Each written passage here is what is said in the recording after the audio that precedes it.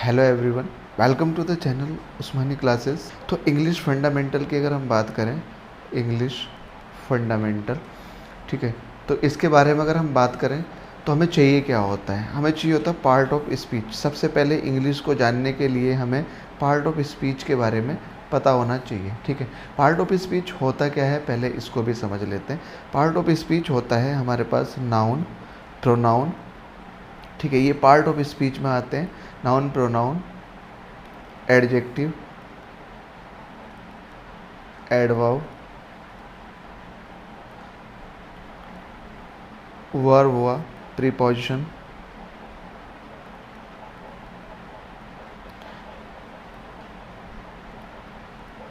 Conjunction और एक terms होता है हमारे पास इंटरजेक्शन। ये सब होते क्या है, पहले इसके बारे में थोड़ी थोड़ी इन्फॉर्मेशन जान लेते हैं। नाउन होता क्या है, नाउन क्या होता है ना, नेम ऑफ किसी भी व्यक्ति या वस्तु या स्थान के नाम को, नेम ऑफ पर्सन, प्लेस और थिंग्स। वस्तु, व्यक्ति या स्थान के नाम को हम नाउन बोलते हैं। ये बहुत पहले से हम डेफिनेशन रटे हुए होते हैं। दूसरी बात अगर हम देखें तो नाउन की पहचान और करेंगे कैसे। जो भी वस्तु हमें दिखाई दे रही है, जो भी दिख रहा है, ठीक है, जो विजिबल हो, जो दिख रहा हो, जिसको हम टच कर सकते हैं, जो भी दिख रहा हो, ठीक है, अपने आसपास देखने की कोशिश करना, जो भी दिख रहा हो, ठीक है, वो सब का सब क्या है, वो भी नाउन में कंसिडर किया जाता है। और भी बहुत सारे नाउन हैं, वो हम धीरे धीरे पढ़ेंगे। अभी बस बेसिक हम पढ़ रहे हैं, फंडामेंटल पढ़ रहे हैं हम, ठीक है। तो फंडामेंटल के में हम बस इतनी इन्फॉर्मेशन जान रहे हैं अभी। नेम ऑफ पर्सन, प्लेस और थिंग, व्यक्ति के नाम को, स्थान के नाम को और वस्तु के नाम को। व्यक्ति का नाम तो पता ही होगा, कोई भी व्यक्ति, राम, श्याम, मोहन, सोहन, ठीक है। और प्लेस की बात अगर हम करें तो दिल्ली हो गया, ठीक है, मुंबई हो गया, ये सब हमारे क्या कहलाता है, प्लेस। और थिंग्स मतलब कोई भी वस्तु का नाम, जैसे कि पेन हो गया, ठीक है, बुक हो गया, ये सारे के सारे हमारे नाउन होते हैं। अभी कैसे नाउन होते हैं वो भी आगे चल के पढ़ेंगे। फिलहाल अभी हम इतना देख रहे हैं कि ये सब के सब नाउन है। अब बात करते हैं प्रोनाउन के बारे में। प्रोनाउन होता क्या है, तो नाउन के रिपीटेशन को रोकने के लिए, नाउन के रिपीटेशन को रोकने के लिए, रिपीटेशन अगर हम करें, नाउन को जो रिपीट हो रहा हो और उसको उस रिपीटेशन को रोकना अगर हमें हो, रिपीटेशन को रोकने के लिए, ठीक है, रिपीट होना यानी कि नाउन का बार बार आना, उसको रोकना है, तो हम किसका यूज़ करते हैं, प्रोनाउन का। या फिर हम बात करें in place of noun, noun के स्थान पर हम, in place of noun, noun के स्थान पर हम जिस शब्द का प्रयोग करते हैं वो भी प्रोनाउन कहलाता है। बहुत बेसिक सी इन्फॉर्मेशन है, इतनी बात हमें जाननी होगी। जैसे कि एक एग्जाम्पल अगर हम ले, Ram is my friend and Ram lives in Delhi. बस ये इम्पोर्टेंट इन्फॉर्मेशन, बहुत बेसिक इन्फॉर्मेशन है। लिव्स इन दिल्ली, और वो दिल्ली में रहता है। तो यहाँ भी राम है। अब राम इंट्रोड्यूस कर दिया गया है एक बार ही ना, राम आ गया और राम को इंट्रोड्यूस एक बार कर दिया गया, तो अगली बार फिर से राम ना लिख के इसके स्थान पे हम एक शब्द दे देते हैं और राम के अकॉर्डिंग यहाँ पे हम ही दे देंगे। तो यही हो गया राम, नाउन का रिपीटेशन, यानी कि इसको रोकने के लिए हम जिस शब्द का प्रयोग करते हैं, या नाउन के स्थान पे हम जिस शब्द का प्रयोग करते हैं वो भी क्या कहलाता है, वो भी प्रोनाउन कहलाता है। तो राम की जगह हमने यहाँ पे ही लिखा, तो ये हो गया प्रोनाउन। बहुत बेसिक इन्फॉर्मेशन। नाउन कंप्लीट हो गया। पर्सन, प्लेस और थिंग, किसी व्यक्ति, वस्तु, स्थान के नाम को या जो भी चीज़ें दिख रही हों वो सब की सब क्या कहलाती है, नाउन कहलाती है। प्रोनाउन क्या कहता है, नाउन के स्थान पे हम जिस भी वर्ड का यूज़ करते हैं। अब बात करते हैं एडजेक्टिव के बारे में। एडजेक्टिव जो है वो क्वालिफाई करता है, एडजेक्टिव किसी नाउन को क्वालिफाई करता है। नाउन को क्वालिफाई यानी कि नाउन को क्वालिफाई करने का मतलब हो गया नाउन की क्वालिटी बताने के लिए, ठीक है, क्वालिटी बताने के लिए नाउन की जिस शब्द का प्रयोग करते हैं वो कहलाता है एडजेक्टिव। जैसे कि अगर हम बात करें बॉय, मैंने यहाँ पे लिखा बॉय, यहाँ पे अगर लिखें बैड बॉय, तो अब ये बॉय का क्वालिटी बता रहा है ये वर्ड, लड़का कैसा है, ये बैड है, तो ये जो क्वालिटी बता रहा है, बॉय नाउन है एक्चुअल में, और नाउन को जो क्वालिफाई करता है, जो उसकी क्वालिटी बताता है, वो कहलाता है एडजेक्टिव। अब इसी बैड की जगह अगर मैं गुड लिख दूँ तो अब ये लड़का क्या हो गया, गुड हो गया। और इसी की जगह अगर ब्रेव लिख दो तो अब ये लड़का ब्रेव हो गया। तो यानी कि इनको चेंज करने से लड़के की क्वालिटी चेंज हो जा रही है, वो शब्द यानी कि नाउन की क्वालिटी चेंज हो जा रही है, वो वर्ड्स कहलाते हैं एडजेक्टिव। पूरा डिटेल से पढ़ेंगे इन सब चीज़ों को आगे चल के।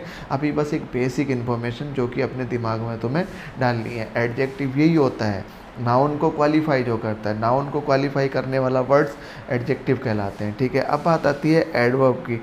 एडवर्ब क्या होता है? एडवर्ब एक तो अपने आप को, खुद को एडवर्ब को क्वालिफाई करता है, अपने आप को भी, वर्ब को भी क्वालिफाई करता है। मोस्ट इंपॉर्टेंट यूज़ इसका वर्ब को क्वालिफाई करने के लिए होता है, और ये एडजेक्टिव को भी क्वालिफाई करता है। एडजेक्टिव जो कि नाउन को क्वालिफाई करता है, उसको भी ये क्वालिफाई करता है। तो एडवर्ब, एडवर्ब अपने आप को भी और वर्ब को भी और एडजेक्टिव को भी, इनको क्वालिफाई करता है। जैसे कि अगर हम बात करें वेरी स्मार्ट बॉय, तो बॉय हो गया हमारे पास नाउन, और बॉय को क्वालिफाई कर रहा है लड़का कैसा है, स्मार्ट, और स्मार्ट भी वो कितना स्मार्ट है, वेरी स्मार्ट है।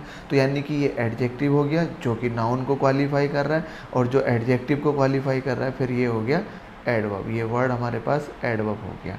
ठीक है, तो ये एडवर्ब हो गया जो कि एडवर्ब को भी क्वालिफाई करेगा, वर्ब को क्वालिफाई करेगा और एडजेक्टिव को भी क्वालिफाई करेगा। वर्ब क्या होता है? अगला हमारे पास पार्ट ऑफ स्पीच आता है वर्ब, और ये क्या होता है इसके बारे में हम जानते हैं। वर्ब क्या होता है? किसी भी सेंटेंस को बनाने के लिए, ठीक है, सेंटेंस के फॉर्मेशन के लिए हमें एक शब्द चाहिए होता है, वो वर्ब कहलाता है। वर्ब मतलब होता है क्रिया। ठीक है, हिंदी में अगर बोले तो वर्ब यानी कि डूइंग, काम हो क्या रहा है ये बताना है, कोई काम हो क्या रहा है, उस काम के साथ कर क्या रहा है, वो जो भी वर्ड बताएगा वो वर्ब कहलाएगा।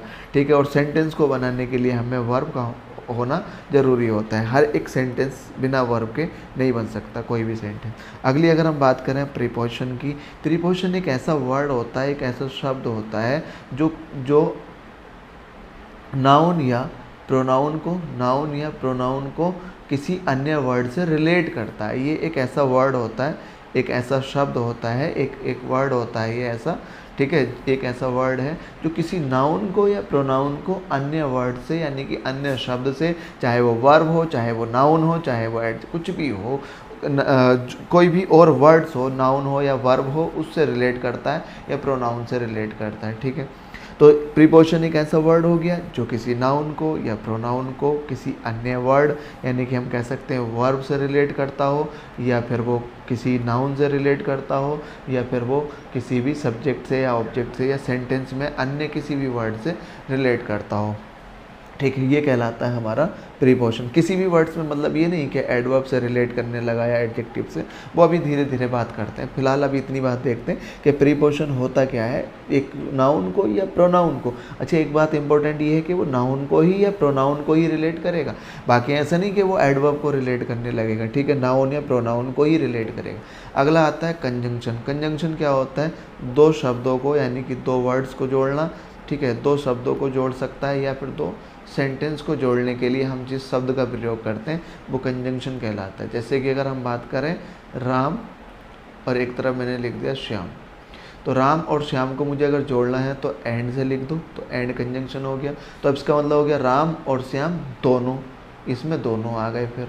और अगर हम लिखें यहाँ पे एंड की जगह और लिख दें तो ये हो जाएगा राम और श्याम।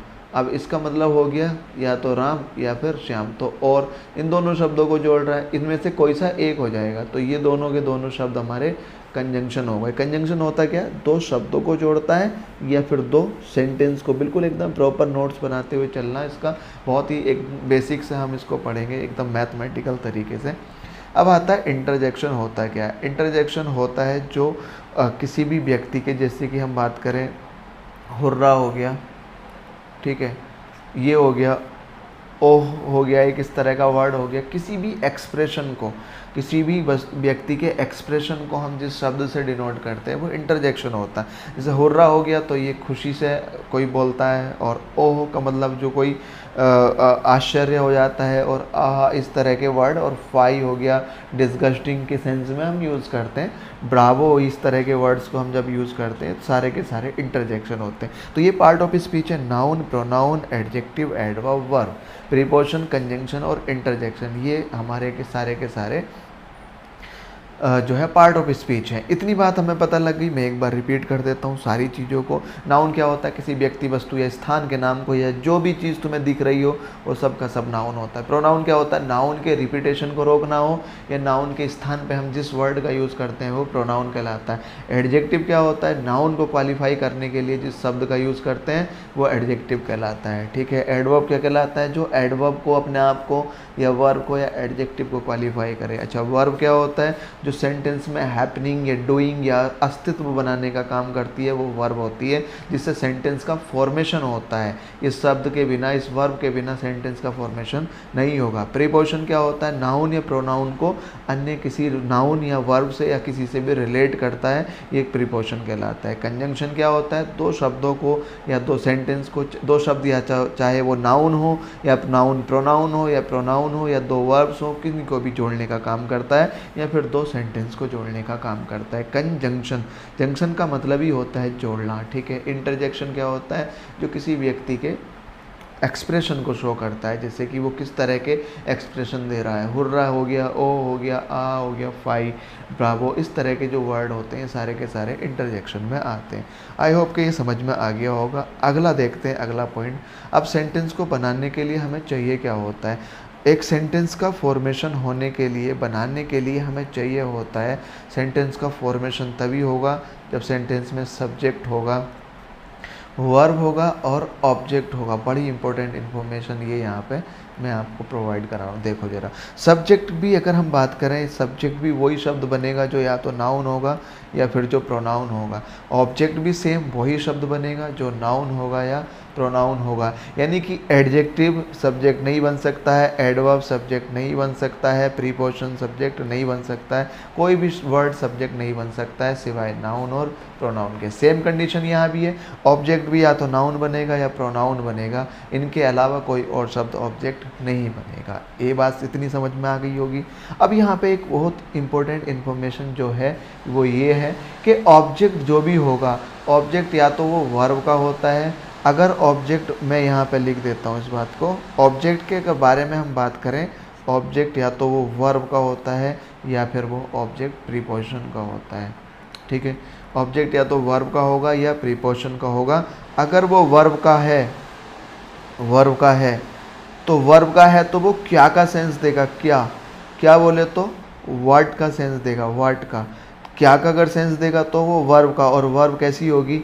वर्ब यहाँ पे ट्रांजिटिव होगी। इस वर्ड को ज़रा देखते हुए चलना, वर्ब कैसी होगी? ट्रांजिटिव होगी। और अगर वो क्या का सेंस नहीं दे रहा है, क्या का सेंस नहीं दे रहा है, ठीक है, तो ये वर्ब कैसी होगी? तो ये वर्ब इंट्रांजिटिव होगी। इस वर्ब को हम इंट्रांजिटिव वर्ब बोलेंगे। एक नया शब्द, जरा बस इसको देखते हुए चलना। अगर वर्ब का ऑब्जेक्ट है, ये ऑब्जेक्ट मैंने यहाँ पे लिखा हुआ है, ठीक है, देखते हुए चलो इसको। ऑब्जेक्ट अगर वर्ब का है, वर्ब का है तो वर्ब तो सेंस देगा वो किस चीज़ का? वर्ड का सेंस देगा। और वर्ड का सेंस देगा तो वर्ब कैसी होगी? ट्रांजिटिव। और अगर ऑब्जेक्ट वर्ब का नहीं है, वर्ब का, तो क्या का, वर्ब कैसे पता लगेगा कि वर्ब का नहीं है? तो वो क्या का सेंस नहीं देगा, तो वर्ब कैसी होगी? इंट्रांजिटिव। तो फिर अगर वर्ब इंट्रांजिटिव है और ये ऑब्जेक्ट वर्ब का नहीं है तो फिर ये ऑब्जेक्ट किसका होगा? प्रीपोजिशन का। या तो ऑब्जेक्ट प्रीपोजिशन का होता है या फिर वो वर्ब का होता है। अब वर्ब का है तो ट्रांजिटिव होगी, वर्ब का नहीं है तो वर्ब इंट्रांजिटिव होगी, तो फिर वो ऑब्जेक्ट प्रीपोजिशन का होगा। इतनी बात समझ में आ गई होगी। ठीक है, आगे बात करते हैं। जैसे कि अगर मैं अब इसको थोड़ा सा मैं यहाँ समझा देता हूँ। राम प्लेज क्रिकेट, जैसे एक सेंटेंस ये हमारे पास है, राम प्लेज क्रिकेट। अब ये वर्ब है हमारे पास, ये वर्ब से पहले सब्जेक्ट हो गया नाउन, राम किसी व्यक्ति का नाम आ गया नाउन, ठीक है, क्रिकेट ये भी नाउन।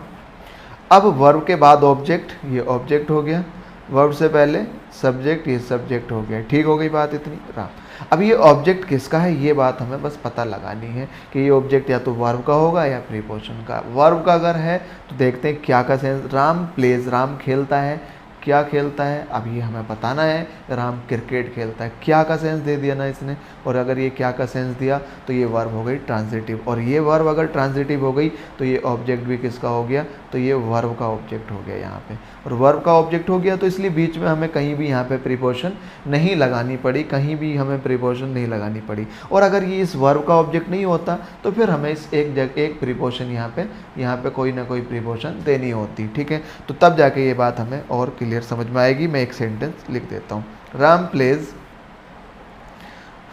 The field.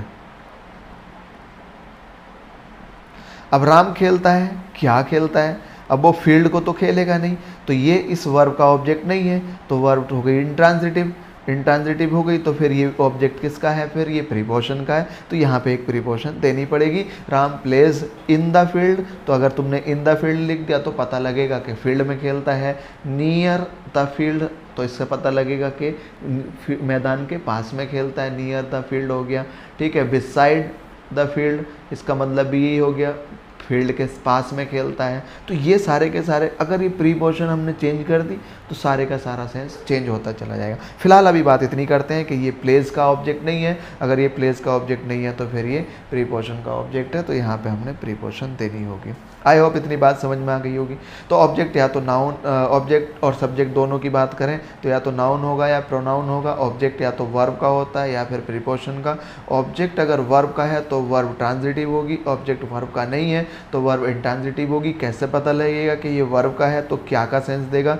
क्या बोले तो वर्ड का सेंस देगा, ठीक है। अगर उसने वर्ड का सेंस नहीं दिया तो वर्ब इंट्रांजिटिव, वर्ब इंट्रांजिटिव तो फिर वो प्रीपोजिशन का ऑब्जेक्ट होगा।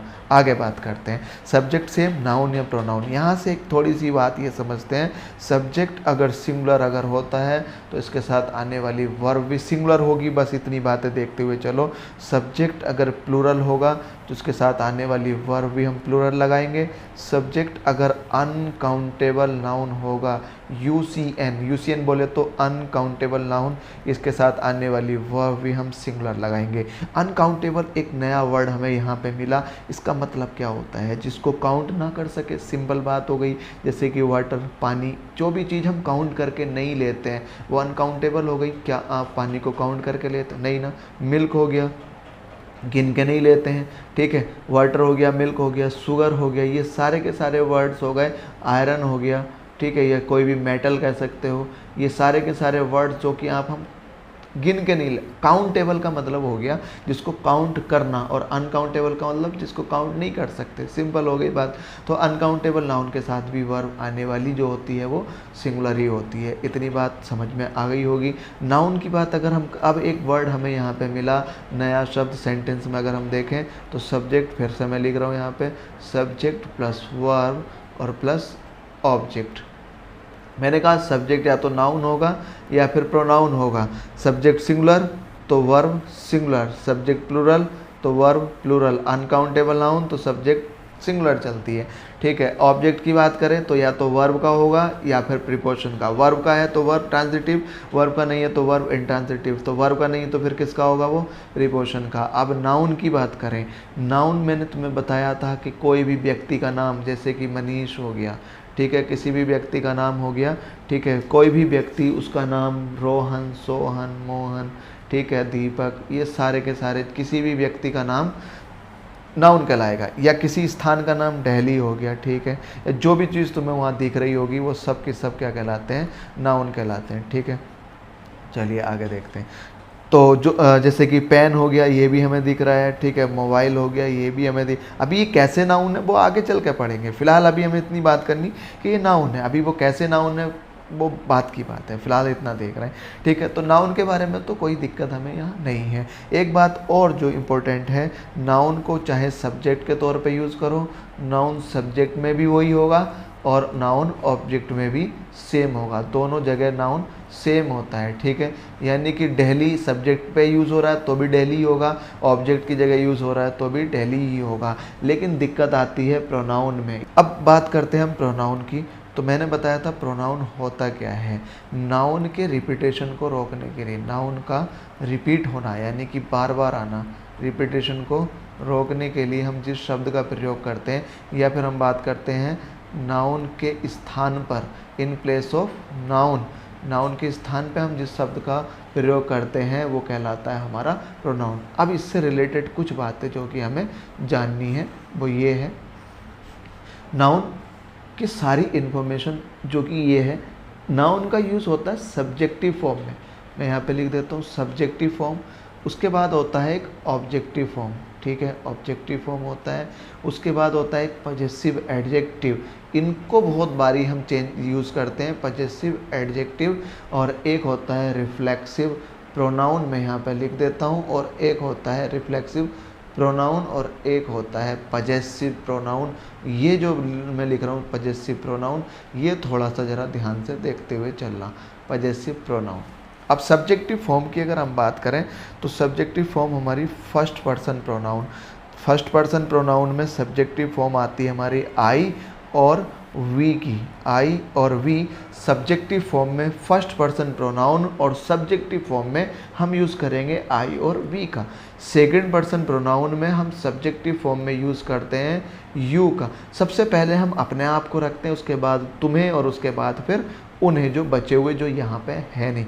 उसके बाद बात करते हैं थर्ड पर्सन प्रोनाउन, ये वही हैं जो यहाँ पे है नहीं। जब भी दो व्यक्ति बात करते हैं तो उसमें एक फर्स्ट पर्सन होता है, एक सेकंड पर्सन होता है, ठीक है। हमेशा याद रखना, जब भी दो व्यक्ति आपस में आमने सामने बात करेंगे तो एक तो मैं होगा और एक तुम होगे। आमने सामने दो ही व्यक्ति होते हैं, फर्स्ट पर्सन और सेकंड पर्सन। इनमें हमेशा स्पीकर फर्स्ट पर्सन स्पीकर होता है और लिसनर हमेशा सेकंड पर्सन होता है। ये लिसनर हो गया और ये स्पीकर हो गया।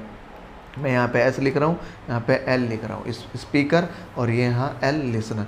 थर्ड पर्सन प्रोनाउन में आता है ही, शी, जो कि वहाँ नहीं होते। ही, शी, इट और दे, इनका मतलब हो गया कि ये उस जगह प्रेजेंट नहीं होते जहाँ पे बात चल रही होती है। हाँ, इनके बारे में बात चल रही होती है, ये वहाँ होते नहीं है, तो ये थर्ड पर्सन हो गए। आई का ऑब्जेक्टिव केस होता है मी, ऑब्जेक्टिव फॉर्म इसकी, और वी का ऑब्जेक्टिव केस होता है अस। यू का तो सेम ही रहेगा, यू ही रहेगा। ही का ऑब्जेक्टिव केस हिम होता है। सी का हर होता है। इट का सेम ही रहेगा, इट, और दे का देम ऑब्जेक्टिव। इसका मतलब क्या है यार, ये ऑब्जेक्टिव फॉर्म क्या है, ये अभी बात समझ में आएगी। पजेसिव एडजेक्टिव क्या होता है? आई का पजेसिव एडजेक्टिव माई, और वी का पजेसिव एडजेक्टिव आवर होगा, और यू का पजेसिव एडजेक्टिव योर होगा। इसकी अगर हम बात करें, यू का पजेसिव एडजेक्टिव योर होगा। अच्छा, ही का पजेसिव एडजेक्टिव हिज होगा। शी का पजेसिव एडजेक्टिव हर होगा। इट का पजेसिव एडजेक्टिव इट्स होगा, ठीक है। और दे का पजेसिव एडजेक्टिव डियर होगा, THEIR, डियर। पजेसिव एडजेक्टिव का मतलब क्या? मैंने एडजेक्टिव की बात बताई। एडजेक्टिव वो वर्ड होता है जो किसी नाउन को क्वालिफाई करता है। तो नाउन को अगर क्वालिफाई करना है तो हमें इस वर्ड को लिखना होगा उसके साथ। मैं अगर, यानी कि, और पजेसिव क्या मतलब हो गया? अधिकार दिखाना। मैं अगर इसको लिखूँ माई और पेन, अगर मैं इसको यहाँ लिखूँ तो पेन नाउन हो गया, और नाउन के साथ ये वर्ड आया हुआ माई, और ये जो वर्ड माई पेन के साथ आया हुआ, ये पजेशन दिखा रहा है कि ये पेन किसका है, ये पेन मेरा है। और नाउन के साथ जो भी वर्ड होता है वो एडजेक्टिव होता है, और साथ में ये पजेशन भी दिखा रहा है, इसलिए हमने इसको बोला है पजेसिव एडजेक्टिव। इससे पता लग रहा है कि ये पेन है किसका। अगर मैं लिखूँ योर पेन तो इससे पता लगेगा ये पेन किसका है, तुम्हारा है, योर। अब इसका पजेशन, पेन का पजेशन किसके पास पहुंच गया? योर के। पजेशन बोले तो अधिकार। आगे बात करते हैं। रिफ्लेक्सिव प्रोनाउन होता क्या है? बस इन्हीं में सेल्फ लगाना है। माई में अगर सेल्फ लगा दिया तो माई सेल्फ हो गया। आवर में अगर सेल्फ लगाते हैं तो सेल्फ नहीं होता, वो सेल्फ्स होता है, प्लूरल सेल्फ्स हो जाता, आवर सेल्फ्स होता है, ठीक है। ये मतलब रिफ्लेक्सिव प्रोनाउन यूज़ करते हैं हम स्वयं के लिए, यानी कि रिफ्लेक्ट करने के लिए रिफ्लेक्सिव प्रोनाउन का यूज़ होता है। अभी कहाँ करते हैं इसके बारे में अभी बात करेंगे। बस अगर इनमें हमने सेल्फ लगा दिया, आवर में और माई में और योर में, तो ये हमारा पजेसिव रिफ्लेक्सिव प्रोनाउन हो जाता है। इतनी बात समझ में आ गई होगी।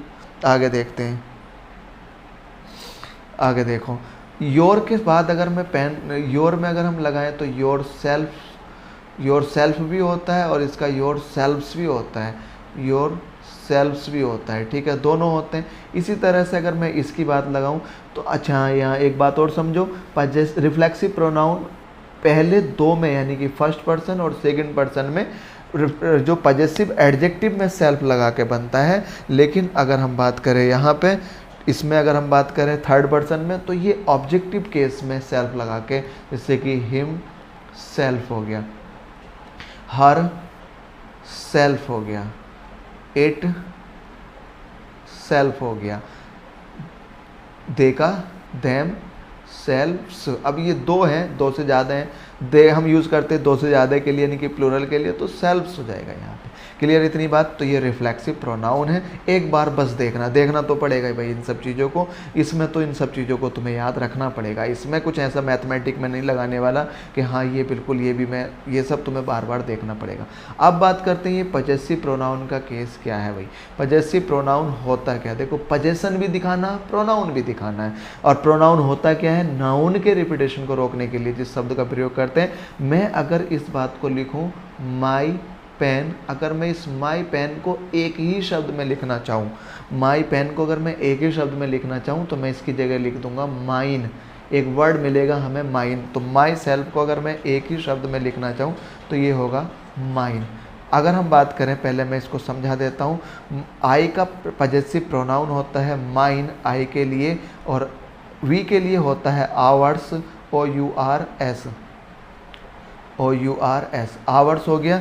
यू के लिए हो गया पजेसिव प्रोनाउन योर्स, एस लगा दो बस। जितने भी ये हैं हमारे पास, माई हो गया, आवर्स हो गया, यू में योर्स लगा दो। अच्छा एक बात इंपॉर्टेंट ये है, ही के लिए अलग केस होता है। ये ही का एस, हिज का हिज ही रहेगा। हिज ये पजेसिव एडजेक्टिव भी है और हिज पजेसिव प्रोनाउन भी है, ठीक है। तो इसमें कंफ्यूज मत होना, इसको ज़रा ध्यान से देखते हुए चलना। पजेसिव प्रोनाउन भी हिज होता है और पजेसिव एडजेक्टिव भी हिज होता है।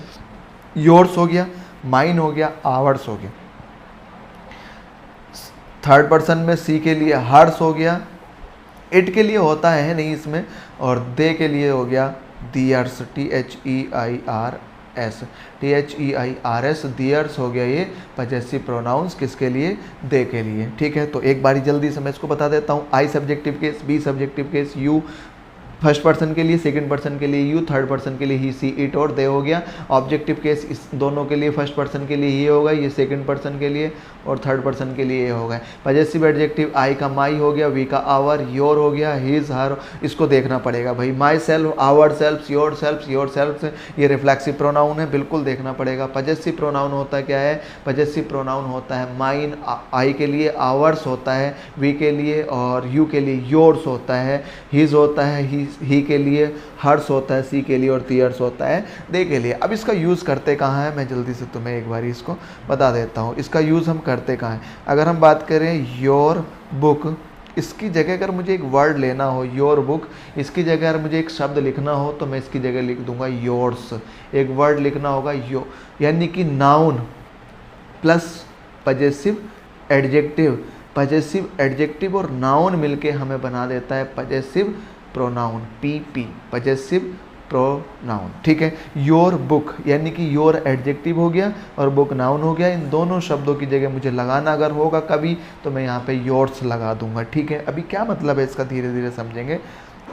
माई बुक, अगर मुझे माई बुक की जगह एक वर्ड लिखना होगा तो मैं यहाँ पे लिखूंगा माइन, ठीक है। योर तो हो गया आवर कार, तो ये हो गया आवर्स। इसकी जगह अगर मुझे लिखना होगा तो हम आवर्स लिखेंगे, आवर कार, और इसकी जगह हम लिखेंगे आवर्स। क्लियर हो गई इतनी बात। हिज कार, अब हिज कार की जगह भी हम क्या लिखेंगे, हिज ही लिखेंगे, क्योंकि इसका पजेसिव प्रोनाउन हिज ही होता है। हर कार अगर हम इसकी जगह लिखें तो हर कार की जगह हम लिखेंगे हर्स। आई होप कि ये बात समझ में आ गई होगी, ठीक है। अब इससे रिलेटेड इंपॉर्टेंट बातें जितनी भी हैं वो हम अगले सेंटेंस में समझते हुए चलते हैं। सेंटेंस की अगर हम बात करें तो सेंटेंस में देखते हैं, ये थोड़ी सी इन्फॉर्मेशन यहाँ पे देखते हैं। अच्छा देखो जरा, सेंटेंस बनाने के लिए हमें सब्जेक्ट चाहिए और वर्ब चाहिए और प्लस साथ में ऑब्जेक्ट चाहिए, ठीक है। ऑब्जेक्ट या तो नाउन वर्ब का या फिर वो प्रीपोजिशन का। वर्ब का अगर है तो वर्ब ट्रांजिटिव, प्रीपोजिशन का तो वर्ब इंट्रांजिटिव। सब्जेक्ट के अकॉर्डिंग ही वर्ब आती है, सब्जेक्ट के अकॉर्डिंग। मैं क्या बोल रहा हूँ, सब्जेक्ट के अकॉर्डिंग वर्ब के अकॉर्डिंग सब्जेक्ट नहीं, ये नहीं होगा। सब्जेक्ट के अकॉर्डिंग वर्ब, सब्जेक्ट सिंगुलर तो वर्ब सिंगुलर, सब्जेक्ट प्लूरल तो वर्ब प्लूरल। ये सारी बातें हम पढ़ेंगे आगे चल के, फिलहाल अभी बात करते हैं। ये हमारे पास वर्ब का पोर्शन है, ये हो गई हमारे पास वर्ब। वर्ब से पहले हमें चाहिए सब्जेक्ट। सब्जेक्ट या तो होता है नाउन या फिर होता है प्रोनाउन, ठीक है। सब्जेक्ट या तो नाउन या फिर प्रोनाउन। इसकी अगर हम बात करें सेंटेंस में तो अगर तुम ध्यान से देख रहे हो तो ये फादर तो नाउन हो गया और हिम की अगर बात करो तो हिम हो गया प्रोनाउन, और प्रोनाउन भी किस फॉर्म में है, जरा देखो तो हिम प्रोनाउन किस फॉर्म में, ऑब्जेक्टिव फॉर्म में। अगर ऑब्जेक्टिव फॉर्म में है तो सब्जेक्ट से पहले तो कतई नहीं आएगा, तो हिम तो बिल्कुल ही गलत हो गया। अब मुझे फादर के साथ कुछ ना कुछ तो लगाना पड़ेगा, जब हिम लगा हुआ तो ये पिताजी हैं किसके, तो यहाँ पे नाउन से पहले एक शब्द देना पड़ता है, और नाउन के पहले जो वर्ड आता है जो नाउन को क्वालिफाई करता है वो एडजेक्टिव होता है, और साथ में पोजीशन भी दिखाना है, तो हमें यहाँ पे लिखना पड़ेगा हिज फादर। तो हिम की जगह यहाँ पे हिज फादर यहाँ लिखना पड़ेगा, हिज फादर लिव्स। अच्छा, ये वर्ब के बाद ऑब्जेक्ट, और वर्ब के बाद ऑब्जेक्ट डेली हमें दिखाई दे गया, ये नाउन है, और ऑब्जेक्ट या तो वर्ब का होता है या प्रीपोजिशन का। अब वर्ब का होगा तो क्या का सेंस देगा, हिज फादर लिव्स, इसके पिताजी रहते हैं, क्या रहते हैं, थोड़ी कहाँ रहते कह रहा है वो, क्या का सेंस तो दे ही नहीं रहा। अब क्या का सेंस नहीं दे रहा तो ये वर्ब का तो है नहीं, फिर किसका है, ये प्रीपोजिशन का, और प्रीपोजिशन यहाँ पे लगी हुई है इन, तो इन प्रीपोजिशन का है, his father lives in Delhi. अब यहाँ पे इन प्लस ये वाला वर्ड नाउन, प्रीपोजिशन इन और दिल्ली ये नाउन, दोनों मिला के यहाँ पे बना देते हैं कहाँ का सेंस दे रहे हैं। और जो कहाँ का सेंस देता है, जो वेयर का सेंस देता है वो एडवर्ब होता है। तो कुल मिला के ये पूरा वर्ड जो इन प्लस डेली मिल के एडवर्ब बन गया है। अभी इन बातों को बस दिमाग में थोड़ा सा डाल लेना, बाकी पढ़ेंगे पूरा डिटेल से आगे चल के।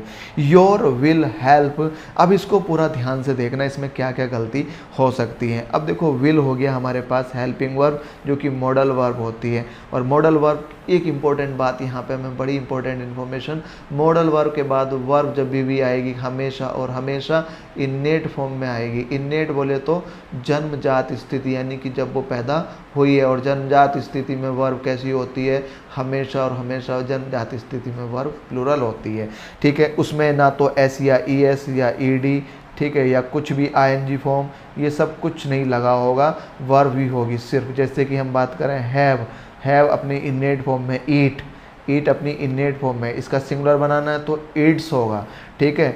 और एट हो गया इसके सेकंड फॉर्म, ईटन हो गया इसकी थर्ड फॉर्म। तो ये सब नहीं है, ये हमारा बेस फॉर्म हो गया, जन्मजात स्थिति यानी कि बेस फॉर्म जब वो बनी बेस फॉर्म में, ठीक है। तो विल, अभी हमने क्या बात की, यहाँ पे एक इम्पोर्टेंट इन्फॉर्मेशन है, अगर तुम तमीज़ से सीख रहे हो तो ये बात बिल्कुल नोट करते हुए चलोगे।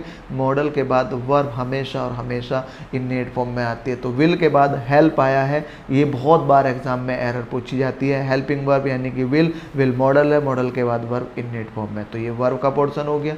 और अगर ये वर्ब का पोर्शन हो गया तो वर्ब से पहले हमें सब्जेक्ट चाहिए। क्या योर सब्जेक्ट है क्या, देखो तो जरा, योर कहाँ, योर तो पजेसिव एडजेक्टिव है, ये सब्जेक्टिव फॉर्म तो ये होती है, ये है ना सब्जेक्टिव फॉर्म तो ये है, ये तो पजेसिव एडजेक्टिव केस लगा हुआ है। तो क्या लगाएंगे फिर हम, योर की जगह हम लगाएंगे यू इसका यहाँ पे आंसर होगा, यू विल हेल्प। अब ये वर्ब हो गई, वर्ब के बाद ऑब्जेक्ट, ठीक है। अब वर्ब के बाद ऑब्जेक्ट, क्या ही ऑब्जेक्ट है क्या, देखो तो जरा, ही तो सब्जेक्ट है, ये तो सब्जेक्टिव फॉर्म होती है, तो ऑब्जेक्टिव फॉर्म क्या होती है फिर, हिम। तो इसकी जगह हमने यहाँ पे हिम लगाना, ही की जगह हम यहाँ पे हिम लगाएंगे। यू, अब आंसर हमारा क्या होगा, you will help him.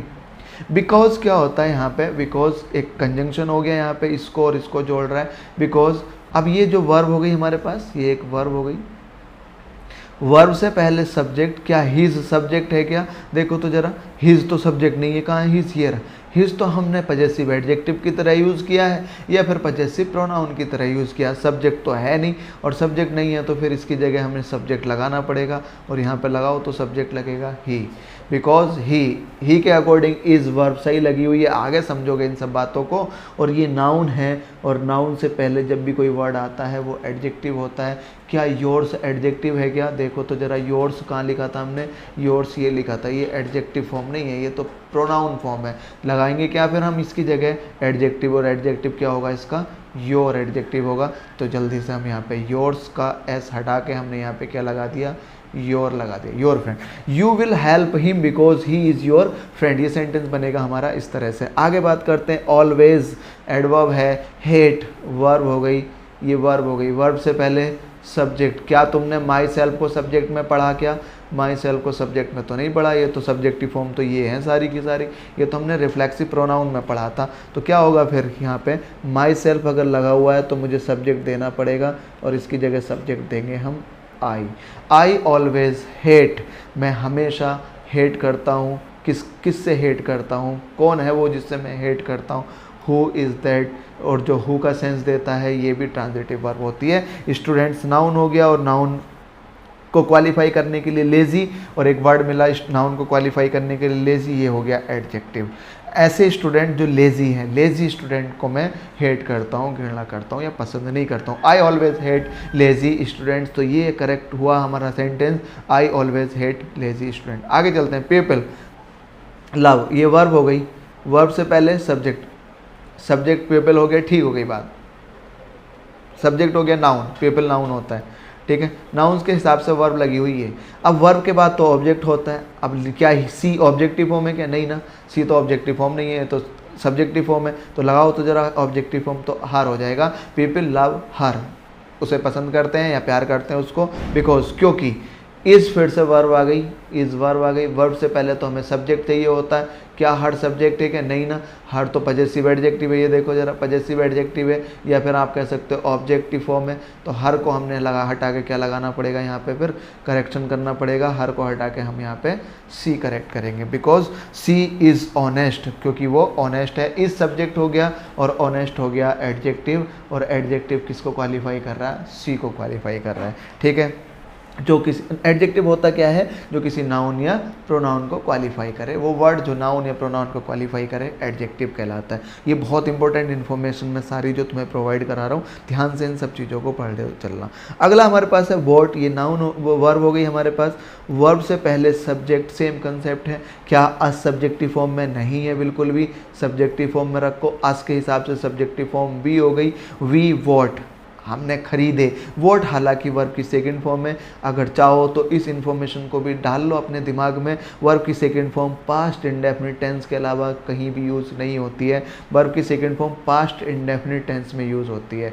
Past indefinite tense है तो वर्ब की सेकंड फॉर्म है। तो वी वोट, हमने खरीदे। क्या खरीदे भाई? जो क्या का सेंस दे वो वर्ब ट्रांजिटिव होती। क्या खरीदे? 10 पेन्स, यानी कि 10 पेन खरीदे हमने। आई होप ये बात समझ में आ गई होगी। अगली बात देखते हैं, योर्स ब्रदर, फिर से हो गया। अब मैं जल्दी से बात करता हूँ। ये वर्ब हो गई है, वर्ब से पहले सब्जेक्ट, ब्रदर तो नाउन हो गया। नाउन को क्वालिफाई करने के लिए एडजेक्टिव चाहिए। एडजेक्टिव तो ये है नहीं, ये तो पजेसिव प्रोनाउन है, तो इसको हटा के फिर लगाओ तो एडजेक्टिव, तो एडजेक्टिव लगा दिया, लो जी योर हो गया। योर ब्रदर, ब्रदर के हिसाब से ब्रदर सिंगुलर है तो वर्ब सिंगुलर हो गई। Very honest, your brother works, ये वर्ब यानी कि वर्ब हो गई, काम करता है। काम भी कैसे करता है? अब ये कैसे का सेंस दे रही है। अब मैं यहाँ पे एक बात मैं बता लेता हूँ, ऑनेस्टली यहाँ पे एडवर्ब है जो कि कैसे का सेंस दे रही है। हाउ, जो हाउ का सेंस देता है वो एडवर्ब होता है। चाहो तो दिमाग में डाल लो, अदरवाइज लीव।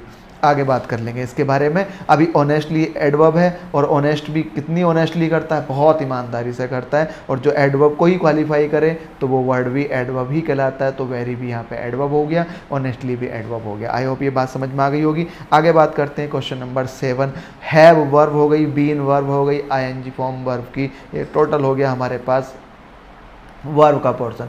वर्ब से पहले सब्जेक्ट, क्या माई सब्जेक्ट दिख रहा है? क्या नहीं दिख रहा है? फिर माई क्या है? फिर पजेसिव एडजेक्टिव। पूरी लिस्ट ये याद होनी चाहिए भाई, ये जितनी भी लिस्ट है पूरी याद होगी तब जाके कर पाओगे इन सब चीज़ों को, ठीक है। तो यहाँ पे माई की जगह हम क्या करेंगे? I have been working here, और कब से काम कर रहा है? 4 ईयर्स, यानी कि सालों से मैं यहाँ पे काम कर रहा हूँ। I have been working here 4 years, सालों से मैं यहाँ पे काम कर रहा हूँ। आई होप ये बात भी समझ में आ गई होगी। आई क्यों आया माई की जगह? क्योंकि माई तो एडजेक्टिव फॉर्म होती है और हमें वर्ब से पहले सब्जेक्ट चाहिए, और सब्जेक्ट या तो नाउन होता है प्रोनाउन, और माई तो प्रोनाउन फॉर्म है नहीं, इसकी जगह क्या लगाओगे? तो फिर आई। अच्छा, माई की जगह सी तो नहीं लगा दोगे? नहीं ना, क्यों नहीं लगाएंगे? क्योंकि माई ये बता रहा है कि वो मेरी बात चल रही, मेरी बात के लिए तो फिर हम आई लगाएंगे।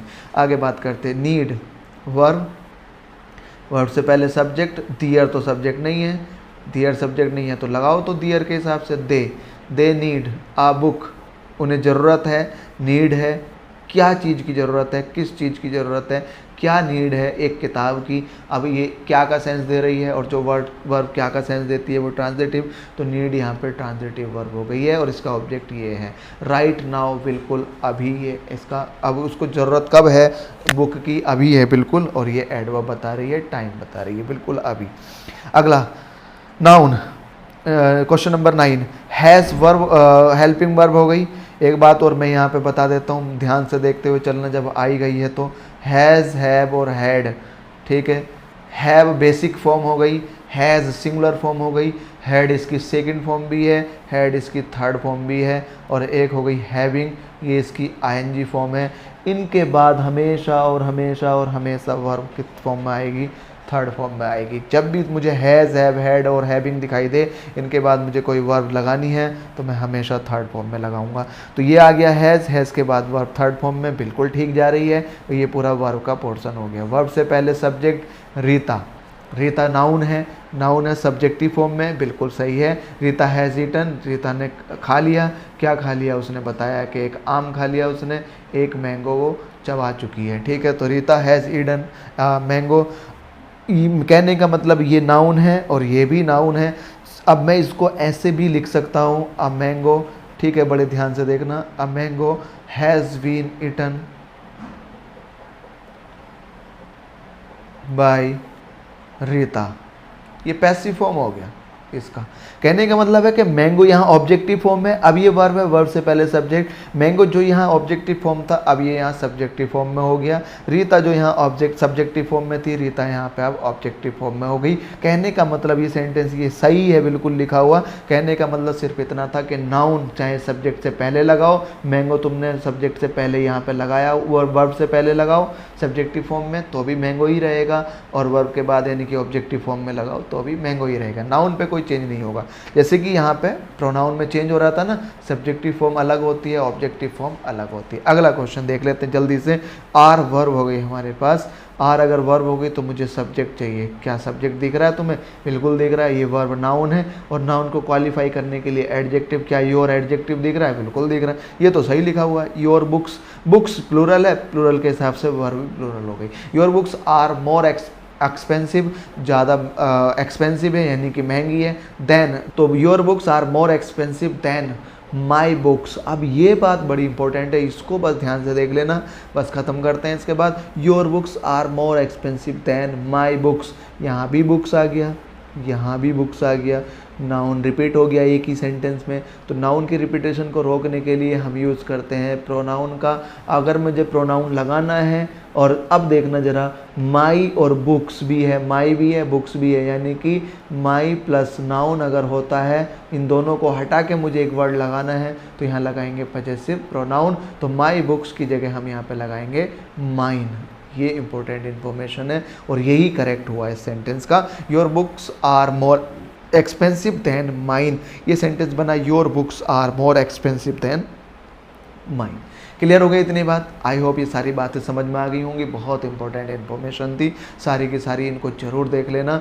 मैं रिपीट कर करके वीडियो को, और ये बहुत इंपॉर्टेंट इन्फॉर्मेशन मैंने तुम्हें यहाँ पे समझाई है। ठीक है, तो नए हो अगर चैनल पे तो सब्सक्राइब करना। Thanks for watching and keep learning, और ज़रूर शेयर करना अपने दोस्तों के साथ। ओके, मिलते हैं अगली वीडियो में।